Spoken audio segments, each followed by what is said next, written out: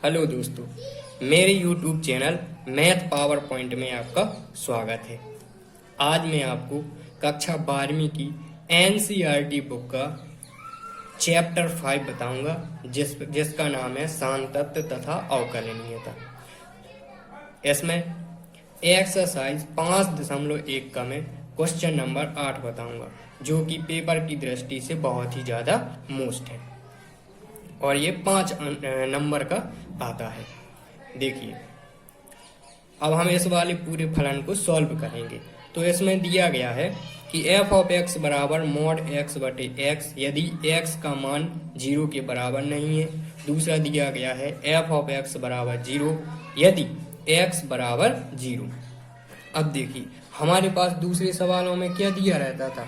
हमारे पास दूसरे सवालों में रहता था कि यहाँ पर या तो x का मान एक जगह बड़ा रहता था और x का मान एक जगह छोटा रहता था संख्या से। अब यहाँ संख्या 0 दी गई है, तो 0 से यहाँ एक जगह x का मान छोटा भी होना चाहिए और बड़ा भी होना चाहिए। इस प्रकार से देखिए, f ऑफ x बराबर 5 यदि x बड़ा है बराबर है 1 के, f ऑफ x बराबर 6 यदि x छोटा है 2 के। ये मैंने आपको एक एग्जाम्पल बता दिया है कि इस प्रकार से हमारा ये फलन पूरा होना चाहिए था, जो कि नहीं दिया गया है। तो हम इस वाले फलन को कुछ इस प्रकार से बनाएंगे।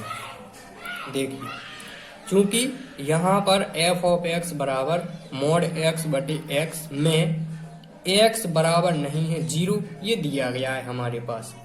ठीक है, तो अब x बराबर नहीं है 0 के, इसका मतलब क्या है कि x का मान 0 भर नहीं है और कुछ भी हो सकता है, प्लस में भी माइनस में। यानी x का मान या तो 0 से बड़ा होगा या x का मान 0 से छोटा होगा। इस प्रकार से देखिए, तब x का मान बड़ा है 0 से और x का मान छोटा है 0 से। अब हमने माना हमने x बराबर 1। ठीक है, तो x बराबर 1 से हम इस वाले फलन का यहाँ से मान निकालेंगे। तो इस वाले फलन को हम नीचे लिख लेते हैं। तब f ऑफ x बराबर मॉड x बटे x बराबर, अब देखिए मॉड में लिखा हुआ है x, इसका मतलब है या तो बाहर प्लस में आएगा या माइनस में आएगा। तो प्लस और माइनस में कैसे आएगा? अब हमने यहाँ निकाला, हमने कहा था ना अभी कि x का मान या तो 0 से छोटा होगा या बड़ा। तो पहले हमने ले लिया कि x का मान कैसा है? 0 से बड़ा है। अब यदि x का मान 0 से बड़ा है तो क्या होगा? x का मान क्या होगा? प्लस में होगा। प्लस में होगा, इसका मतलब क्या है कि ये मॉड के जब बाहर आएगा x तो क्या में आ जाएगा? प्लस में आ जाएगा। ठीक है, x बटे x हो जाएगा। अब हमने यहाँ लिया था कि x का मान कितना है? 1, तो यहाँ पर x का मान रख दिया हमने 1 बटे 1 बराबर कितना आ जाएगा? 1। इसी प्रकार दूसरा देखिए, f ऑफ x बराबर ज्यों करते हैं फलन को हमने यहाँ पर लिख लिया। अब देखिए, मॉड से बाहर फिर निकालना है। दूसरी स्थिति में क्या था कि x का मान छोटा था, किससे? 0 से। अब छोटा था मतलब काय में आएगा? माइनस में, क्योंकि 0 से छोटी जो भी संख्याएं होती हैं वो काय में होती हैं? माइनस में होती हैं। इसका मतलब है कि x मॉड के बाहर काय में आएगा? माइनस में। तो मॉड के बाहर निकाला हमने तो काय में आ गया? माइनस में आ गया। ठीक है, अब x का मान हमने यहाँ 1 लिया था, यानी x की जगह हमें कितना लिखना है? 1। तो माइनस का 1 बटे 1 बराबर हो जाएगा माइनस का 1। अब देखो, हम सांतत्य की जांच करते हैं। इतना तो हो गया हमारा। अब x बराबर 0 पर फलन के सांतत्यता की जांच करने पर, क्योंकि हमारे पास सवाल में दिया गया था कि हमें कहाँ पर जांच करनी है? x बराबर 0 पर। यहाँ तो हमने वो छोटा और बड़ा बना लिया था, तो यहाँ पर बचा है बराबर में। तो x बराबर 0 पर हम फलन के सांतत्य की जांच करेंगे। ठीक है, देखो बाएं पक्ष की सीमा यानी लेफ्ट हैंड लिमिट, LHL कहते हैं इसको।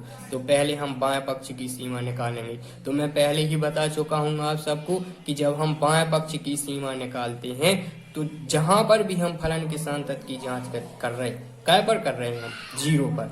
तो जो दिया गया है उस पर लिमिट लेकर हम काय का चिन्ह लगा देते हैं? माइनस का चिन्ह लगा देते हैं। कब?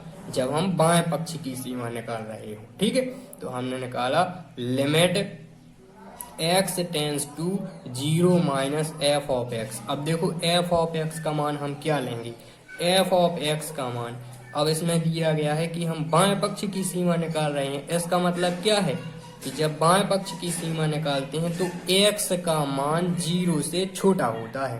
तो x का मान क्या होना चाहिए, 0 से छोटा। अब इन दोनों में देख लो यहाँ पर कि x का मान 0 से छोटा कहाँ पर है, ये है x का मान 0 से छोटा। इसका मतलब है ये वाला फलन लेंगे हम। तो f ऑफ x की जगह कितना लिखेंगे, मॉड x बटे x। तो यानी मॉड x बटे x का यहाँ मान निकाला था तो कितना आया था, -1। यानी f ऑफ x का मान कितना हो गया, -1। तो इस वाले f ऑफ x की जगह यहाँ पर कितना लिख देंगे, -1। लिमिट को ज्यों का त्यों लिख दिया, limit x tends to 0 minus. अब x का मान 0 दिया गया, यहाँ कहीं x दिया ही नहीं गया है, तो x का मान 0 रखने का कोई मतलब ही नहीं निकलता। तो सीधा मान आ जाएगा इसका कितना, -1। ठीक है। अब दाएं पक्ष की सीमा निकालते हैं। दाएं पक्ष की सीमा मतलब राइट हैंड लिमिट। तो दाएं पक्ष की सीमा होगी। दाएं पक्ष की सीमा कैसे निकालते हैं, जब दाएं पक्ष की सीमा निकालते हैं तो हम जहां भी लिमिट लिखा रहता है और जिस पर हम लिमिट निकाल रहे हैं उस पर काय का चिन्ह लगा देते हैं, प्लस का चिन्ह लगा देते हैं। ठीक है, देखिए प्लस का चिन्ह लगाते हैं। अब यहाँ पर क्या है, जब दाएं पक्ष की सीमा निकालेंगे तो x का मान 0 से बड़ा होना चाहिए, और हमारे पास ऊपर दिया गया था, ये देखिए x का मान 0 से कैसा है, यहाँ बड़ा है। ठीक है, तो इसका मतलब है हम इस वाले फलन को लेंगे, और इस वाले फलन का हमने मान निकाला था तो कितना निकला था अपने पास, 1। इसका मतलब है f ऑफ x की जगह आप कितना लिखेंगे, 1। तो देखो f ऑफ x बराबर लिमिट को लिख देंगे हम ज्यों का त्यों, और f ऑफ x का मान कितना है, 1। x का मान 0 रखेंगे तो कितना आ जाएगा यहाँ पर, 1, क्योंकि x यहाँ कुछ दिया ही नहीं गया, ज्यों का त्यों आ जाएगा 1।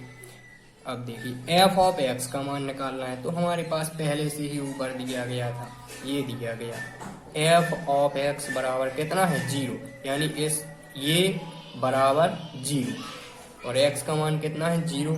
तो x का मान इसमें रखने का कोई भी मतलब नहीं निकलता है, मान उतना ही आना है, 0 ही आना है। तो हम यहाँ पर f ऑफ x बराबर लिख लेंगे 0। अब देखिए आगे हमारे पास माइनस, यानी बाएं पक्ष की सीमा का मान आया है -1, दाएं पक्ष की सीमा का मान आया है +1, और f ऑफ x बराबर 0, मतलब पूरे फलन का मान आया है कितना, 0। अब देखिए इनमें से कुछ बराबर लग रहे हैं आपको, नहीं है, यहाँ -1 है, यहाँ 1 है, यहाँ 0।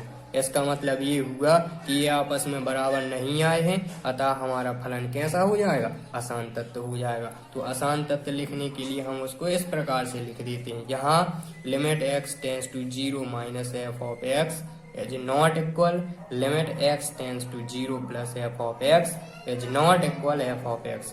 अतः काय पर निकाली थी हमने, जांच काय पर की थी, x बराबर 0 पर की थी, इसलिए x बराबर 0 पर फलन कैसा हो जाएगा, आसान तत्व हो जाएगा।